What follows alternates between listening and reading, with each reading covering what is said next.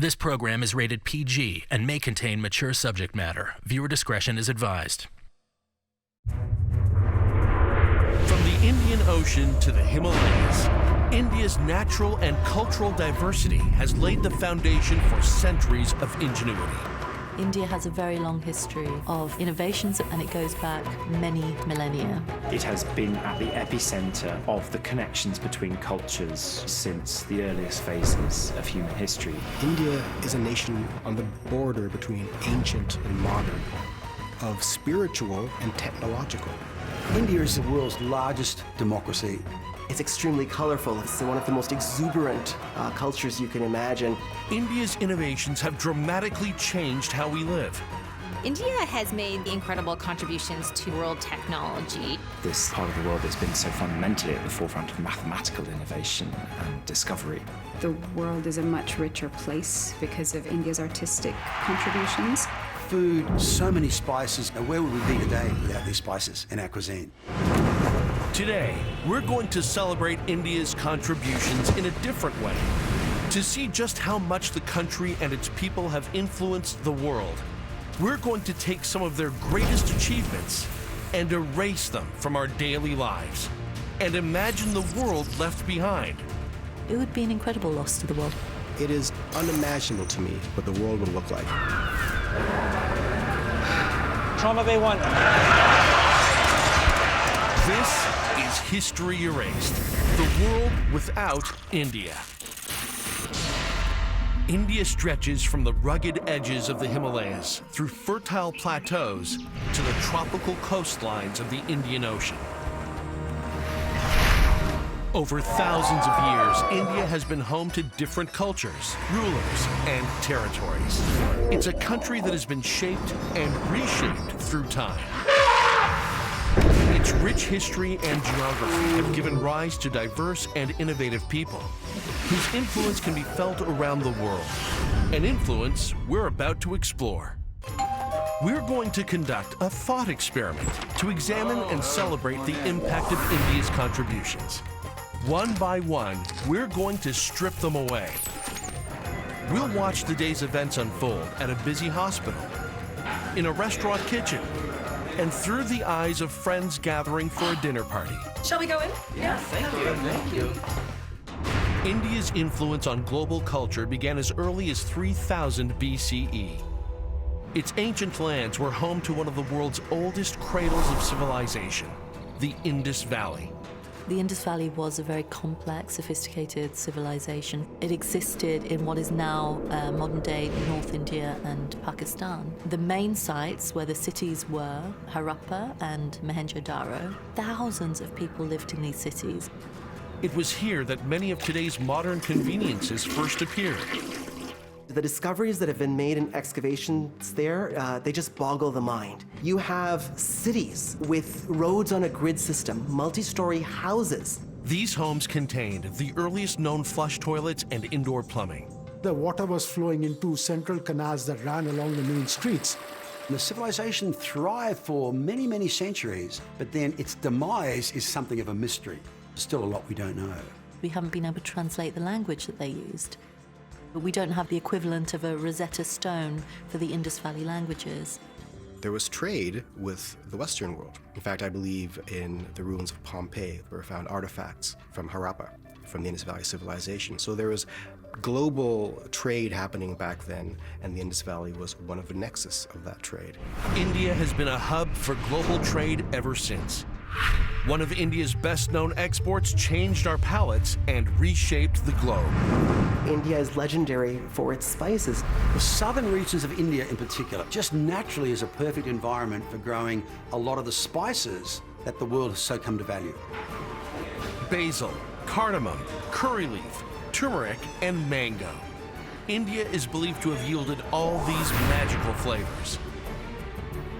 India became a hub of the spice trade.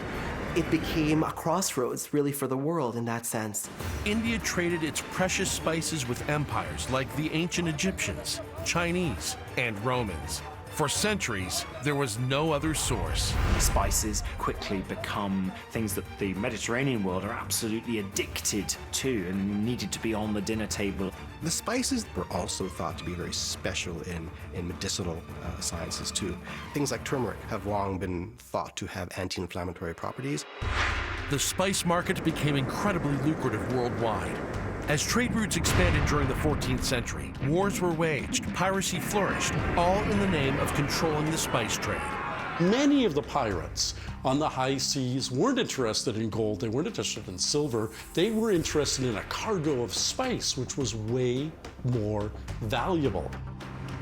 The spice routes that began to define the modern world are still the foremost international trade routes. Today, India still produces around 60% of all spices used globally.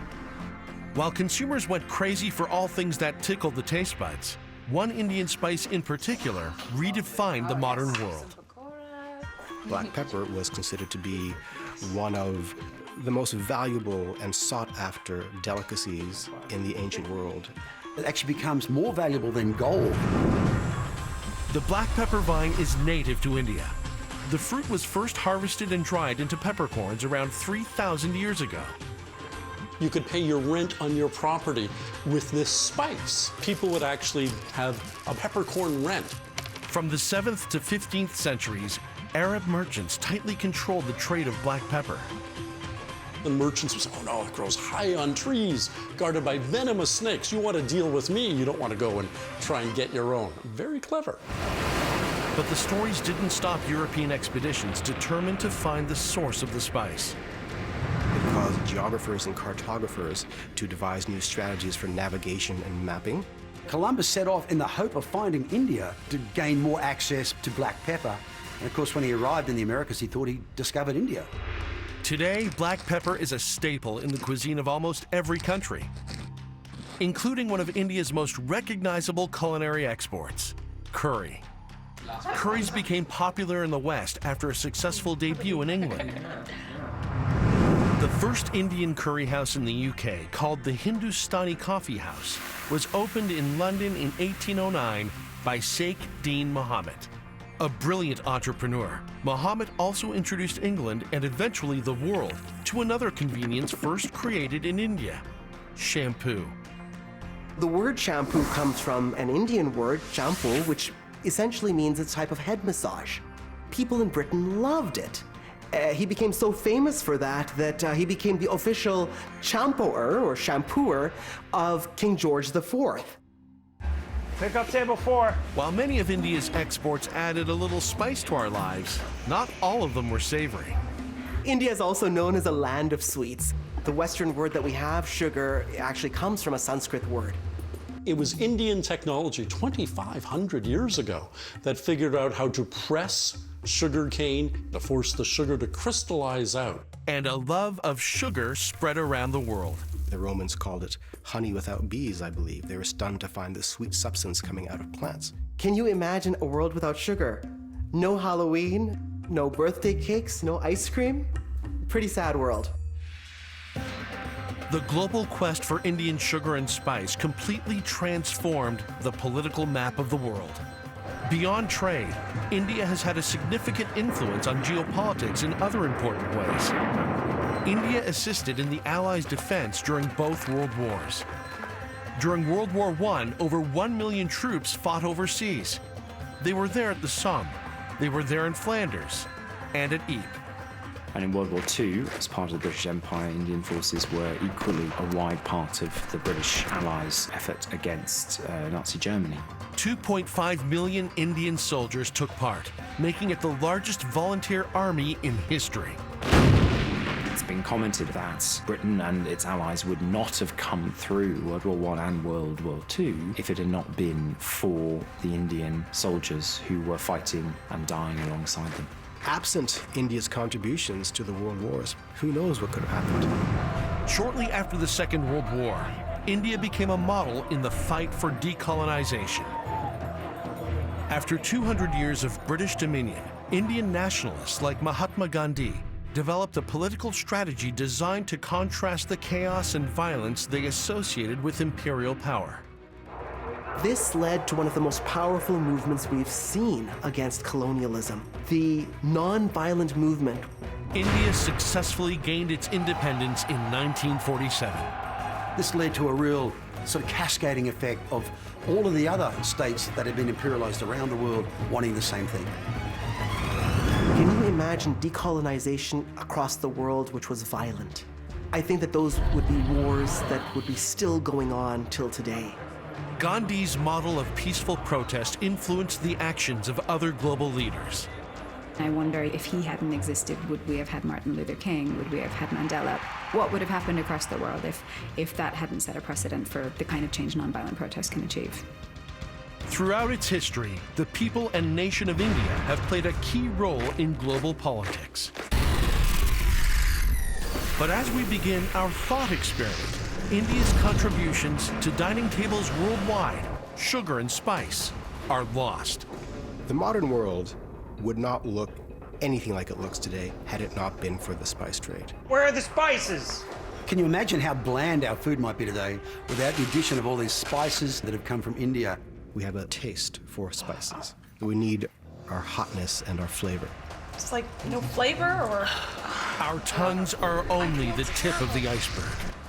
Cartographers, navigational specialists, explorers, politicians, they're all driven to the limits of their innovation to get this very rare and valuable commodity. The global economy soon feels the effects as the sailing routes established through the Indian spice trade are disrupted. But as we freeze the next Indian innovations, the technological foundations of our modern world will be put in peril. We're exploring India's contributions to the world by removing great innovations and advances. In our world without India's spicy resources, many ingredients we rely on have been stripped away. Where are the spices? And it's about to get even more disconnected. India's contributions to the modern technological world touch almost every aspect of our daily lives. The impact cannot be overstated. India has had such a profound effect on technology through the ages. Without that work that was done over all those centuries, we just wouldn't have the world that we live in today. Have those lab results on bed 5 right away, please. Okay. Okay, that hemoglobin's really low. Yeah. Type and cross for 2 units, please, and I need that right away. We send messages to one another around the globe without a second thought and search for information in the blink of an eye. But this would be virtually impossible without the light-bending ideas that led to fiber optics. We don't often think about what's involved with us sending a message from one part of the world to another part of the world, and it's almost just magical to think that that can happen in just a couple of seconds. Narinder Singh Kapani grew up in the Himalayas. He was fascinated by light and became convinced that light didn't always have to travel in a straight line, but it could bend. In the 1950s, Kapani began experimenting with glass fibers and created the world's first fiber optic cable. Flexible, spun glass that can carry signals at the speed of light. The invention of fiber optics allowed us to send vast amounts of information very quickly around the world. Everything we rely on in terms of communication these days is carried by fiber optics at one point or another. Today, there are over 1.1 million kilometers of fiber optic cables snaking through our oceans and connecting our world. 99% of internet traffic actually flows through these cables. Fiber optics is also hugely important in medicine. Endoscopy, microsurgery, where a tiny opening lets you thread in a fiber optic tube with a camera and the surgical instrument at the end and do surgery without the chest spreader. Indian technology has also changed the way we connect and charge our devices in the digital age, with another piece of tech we take for granted, the USB. In the 1980s, computer accessories and computerized devices became more commonplace. Each invention came up with a different way to connect to a computer. I remember the nightmare of having a personal computer in the 1980s. The printer had its own port. The webcam had its own port. The mouse had its own port. And if it didn't fit, you're out of luck. You get a converter, a new software. It was a mess. Until Indian-American Ajay Bhatt went to work on a fix. Leading a team of Intel engineers, he took inspiration from a simple wall outlet and realized a universal solution was possible. In 1995, the first integrated circuit supporting the Universal Serial Bus was produced by Intel. Universal Serial Bus. It has changed everything by simplifying everything. That you can use a single port for any kind of peripheral. Absolutely changed the face of computing. The USB found international fame and acceptance in 1998 when Apple switched to USB for their revolutionary new product, the iMac. Today, USBs keep the modern world powered up and mobile. The USB standard would also allow electricity to go into the peripheral so that you could charge them from USB ports. The whole point of modern technology is to be able to go where you want to go, and it's USB technology that makes that possible. India's push into the tech realm began over 50 years ago. When a plane makes a safe landing, when you make an online reservation at a restaurant, you likely have an Indian to thank. The Indian IT industry, highly regarded and vitally important for the modern world. With countless celebrated and invisible innovations, India has become a massive player in the systems that power and run our globe. Almost every technology product or service that you use today, there is India inside somewhere in that product. The software that's inside your latest iPhone are all being written out of India today. In the 1970s, an electronic city was carved out when the state government isolated a plot of land outside Bangalore. If you go to Bangalore today, you go to Electronic City, which is the Indian equivalent of Silicon Valley, you will see these young, very enthusiastic engineers. Tech startups Infosys and Wipro grew, and an IT industry formed around the two firms. But Indian technology really booted up at the end of the 20th century as Y2K loomed. There was widespread panic and chaos, people worrying that at midnight, just before the year 2000, the power would go out, all computer systems would stop. Computer programs were running on a 2-digit year system, and no one knew what would happen when the year switched from 99 to 00. They were not programmed to be able to cope with this changing date. Companies all over the world were scrambling to figure out what was going to actually happen.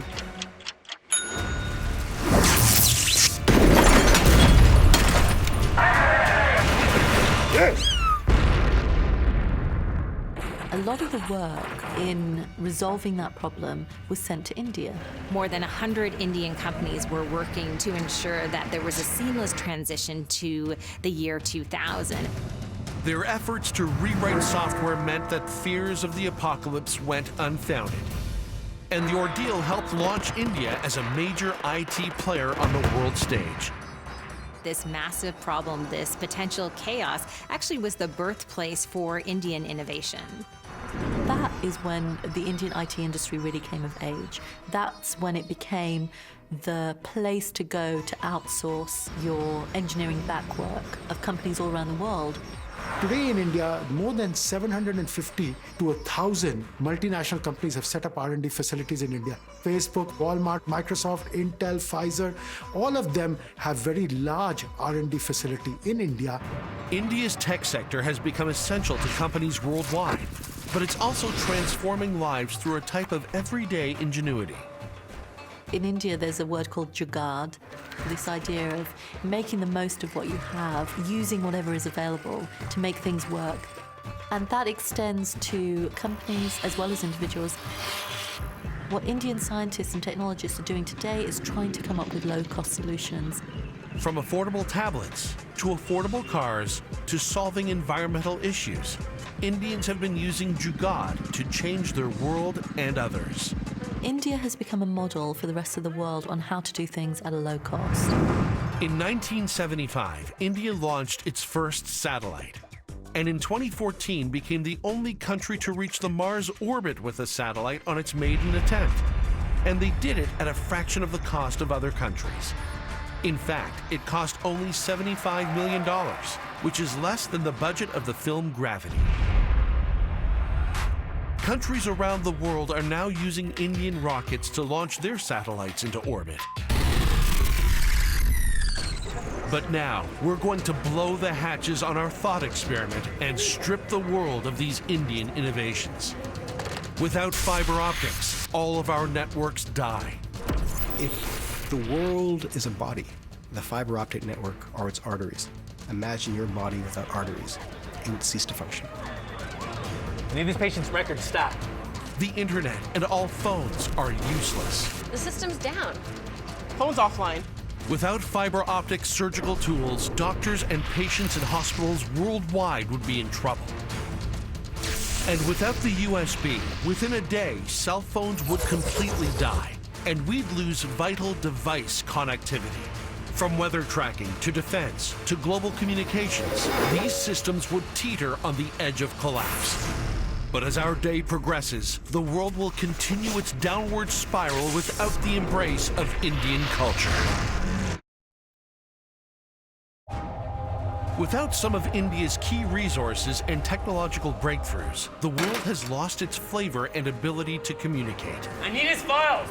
Phone's offline. As we continue our thought experiment, we'll examine how the loss of India's cultural contributions will impact the globe. India is known as the land of epics and legends. The Mahabharata, one of the great epics of India, is said to be the world's longest poem. It's about 10 times the size of the Iliad and the Odyssey combined. Many of these tales found their way into Indian filmmaking. The first Indian feature film was produced in 1913, directed by Dadasaheb Phalke. India is a unique country in terms of cultural consumption. There is a film industry in India in every language. The biggest of these, the Hindi language film industry, is called Bollywood. The Bollywood film industry produces about 1,000 films every year, which is approximately double what Hollywood produces. These are popular throughout the world. And Hollywood itself has been influenced by India. Among the most popular films that we watch today are Disney stories of animals that have human qualities, animals talking, animals having personalities. Much of the origin of that comes from the ancient texts of India, particularly one that's known as the Panchatantra, which has traveled throughout the world in about 200 different versions in about 50 different languages. These ethical stories were told through the mouths of animals. Can you imagine a childhood without the Lion King? Indian music has also influenced global culture.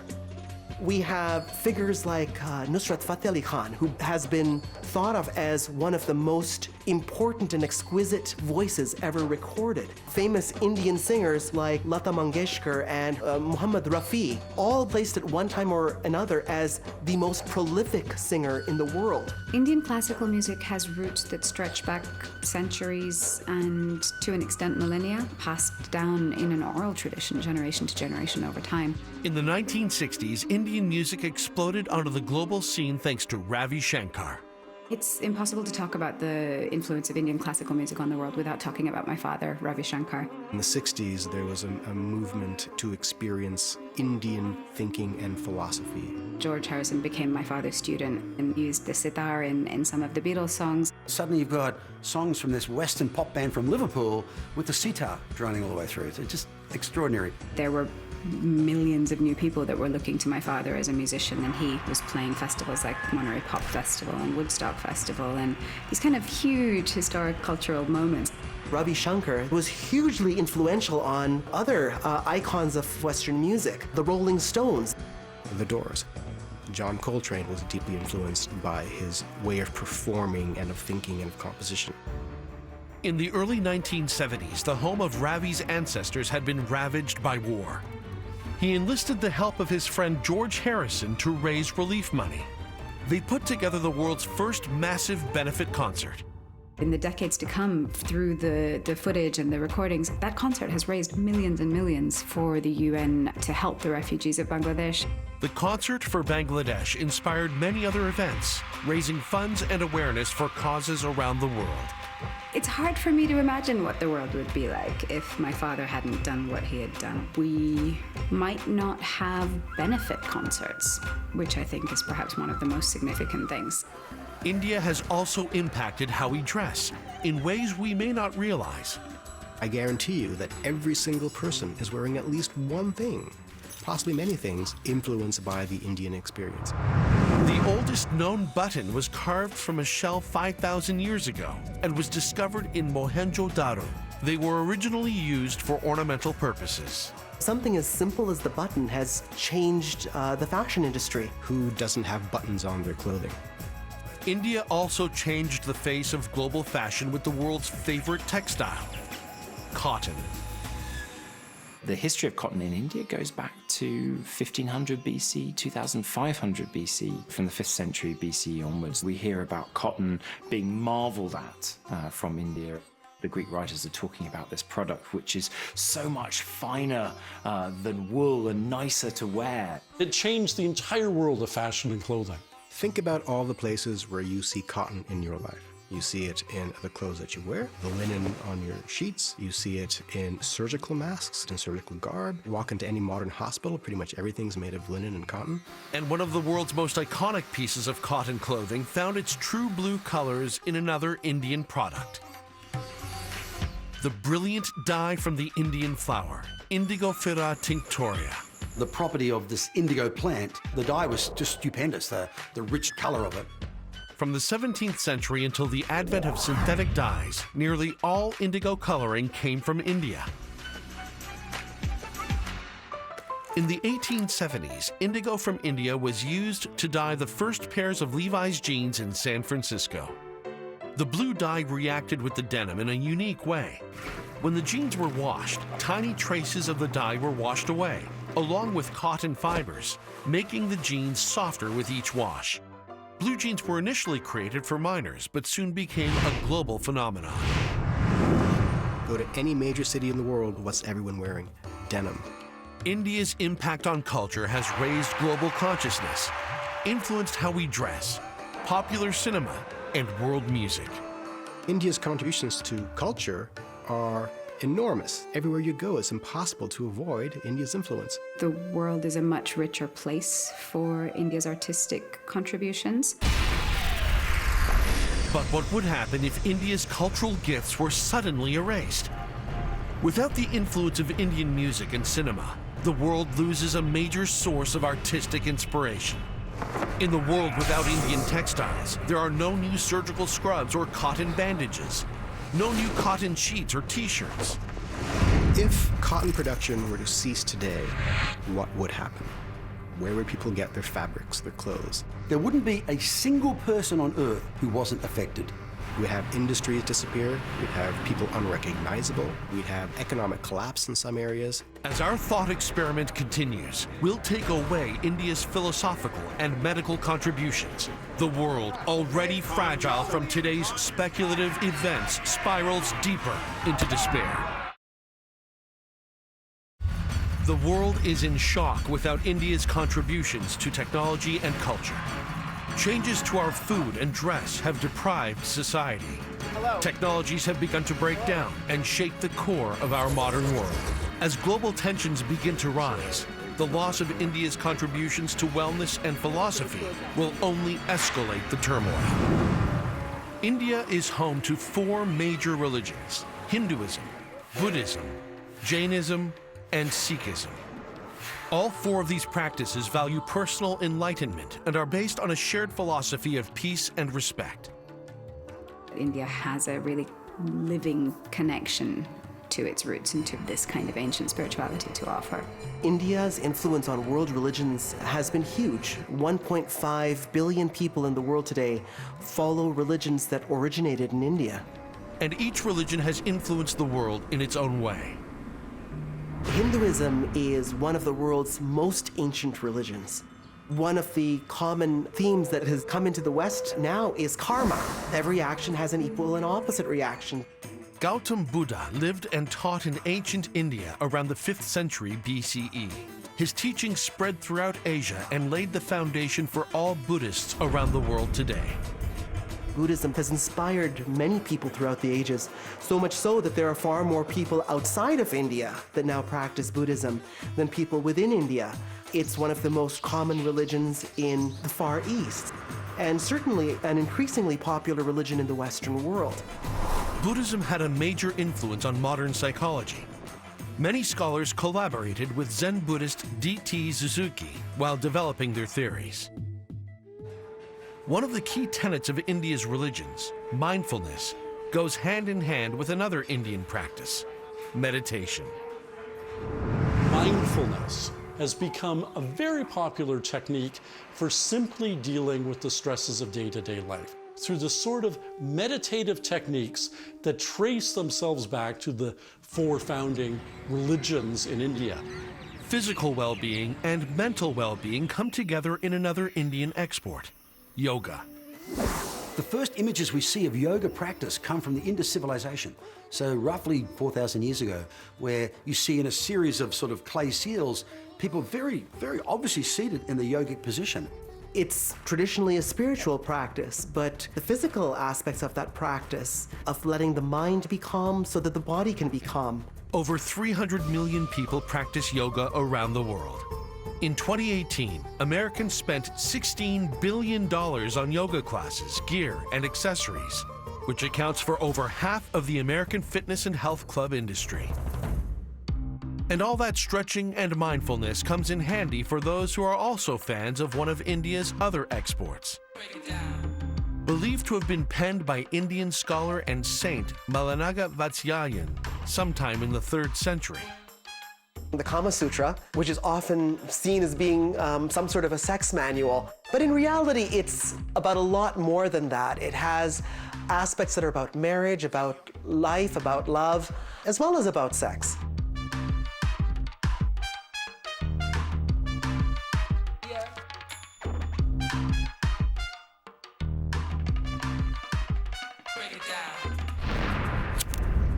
Indian philosophies have helped spread peace and love, understanding and enlightenment around the world. India is also the birthplace of Ayurveda, considered to be the oldest structured medical system in the world. We have ancient systems of medicine in India which are based on kind of local knowledge of plants and herbs. That's still very popular in India, and there are many Ayurveda clinics all around the world.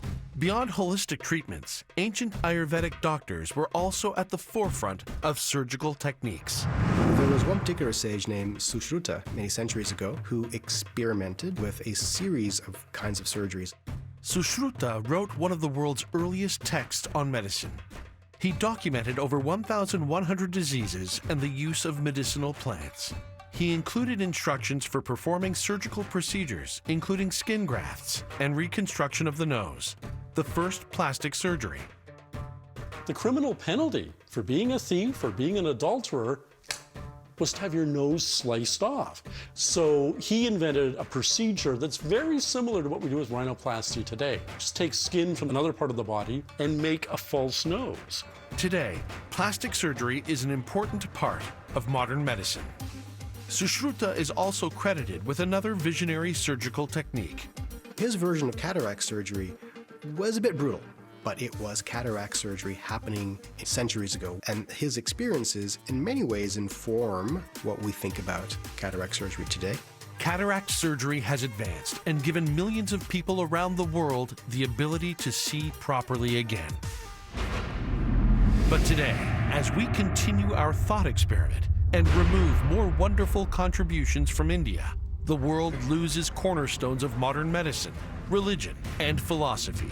Without yoga and mindfulness, we would likely have more conflict. Without values such as nonviolence found within the religious traditions, without a moral compass that can help guide our world, it would be global chaos. And without Indian advances in surgery, many procedures around the world just couldn't happen. I can't help you. As the world struggles to cope with the loss of Indian culture, technology, and wellness, things only get worse as we subtract the fundamentals of mathematics.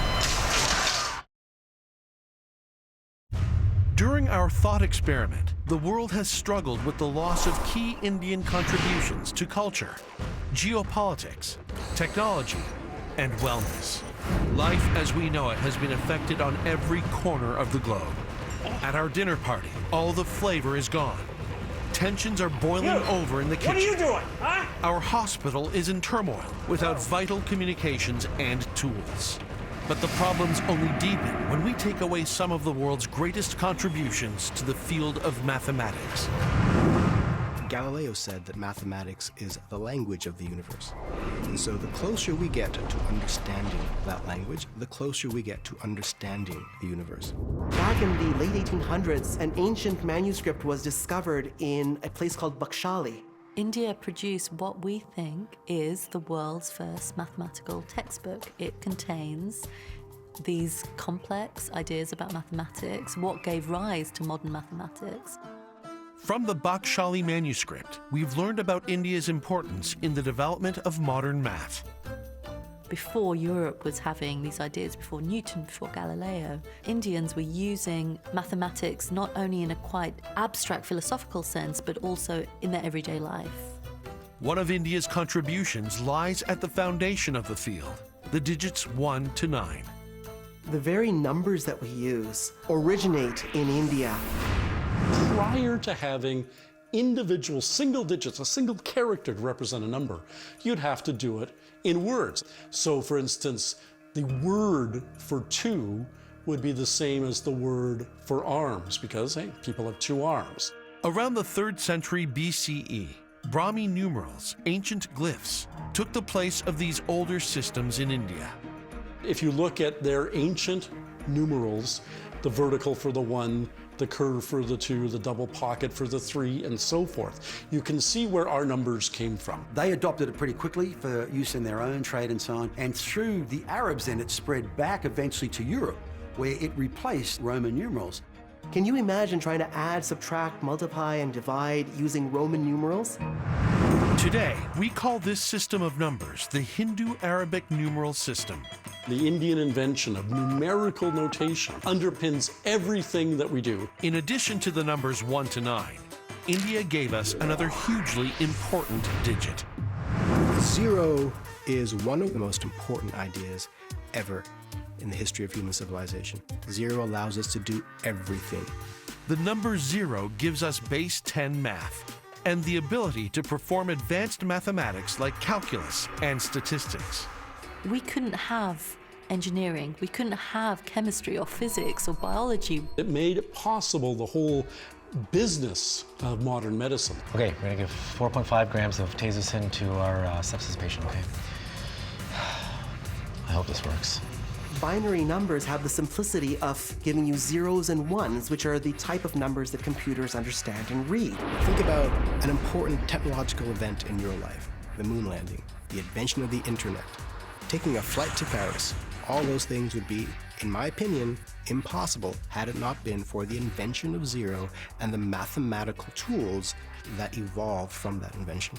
India gave that to the world, although we have to understand that these ideas were also fed and shared by neighboring civilizations at the time. India's affinity for math can be seen in another strategic innovation. Chess, which is probably the most popular board game in the entire world, originated in India. A game known as Shatranj was played around the 7th century. The rules are very similar, although the pieces obviously have different names. Across the board, India's intellectual advances run deep. I'm pretty blown away by India's contribution in the worlds of math and science, physics. Scientists like Satyendranath Bose, who greatly influenced Einstein, or mathematicians like Ramanujan, who influenced everybody to come. In 1928, physicist Chandrasekhar Venkat Raman discovered what would come to be known as the Raman effect. C.V. Raman is today understood to be one of India's most illustrious, important scientists. He discovered that shooting a beam of light into a chemical gives you something like a fingerprint and an easy way to tell one chemical from another. You didn't know what the substance was. You shoot a beam of photons in and look at the Raman spectrum.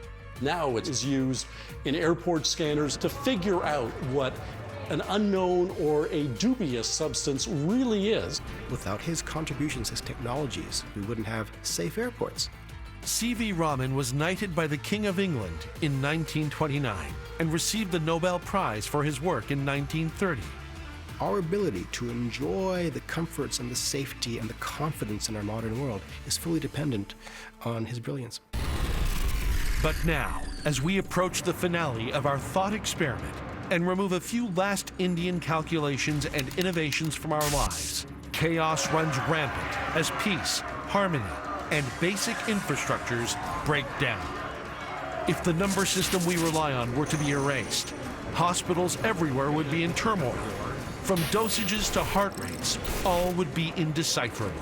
The modern world could not exist without higher mathematics. Can you imagine the global chaos we would see? Our computers, our scientific calculations, our finance, the entire global world would arguably collapse. It would be the end of civilization as we know it. Without these contributions from India, our personal lives, jobs, and even our very safety are threatened. We need help here. We need IV access. Clear Trauma Bay 1. We're coming to Trauma Bay 1. And as people react to the instability, life is brutal and unrecognizable in a world with India's contributions erased.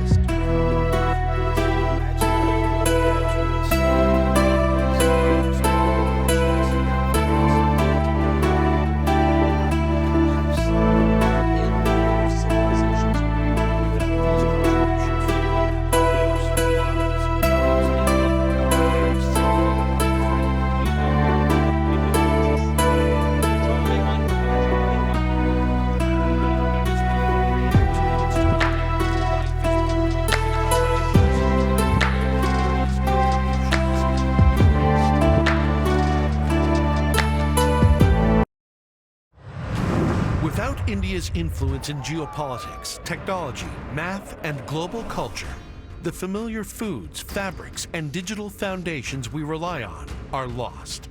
Without mathematics, we would have no human civilization. It's as simple as that. If the world were to lose India, we just wouldn't have the world that we live in today.